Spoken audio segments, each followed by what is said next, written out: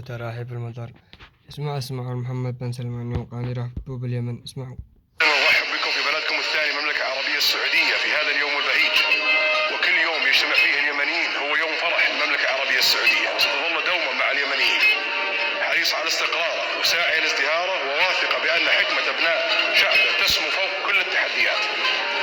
إن موقف المملكة تجاه اليمن من المواقف الأصيلة كأصالة شعبه العزيز الذي تربطنا به أواصر الدين والقربة والعروبة والجوار. ستكون المملكة معكم فيه كما كانت دوما، وقدمنا الدعم والمساعدة للشعب اليمني بما يليق بما يجمعنا به من إخاء ومحبة، وسنواصل السعي لتحقيق تطلعات الشعب اليمني في استعادة دولته. عندنا رجال اليمن ليس في حاجة لمساعدة أي أحد من أشقائه. يا سمعتوا بعد الضرب هذا كله وافتجعوا من الحوثي. أقاتلكم وطولة. لا تنسوا اللايك والاشتراك في القناة حبايب قلبي.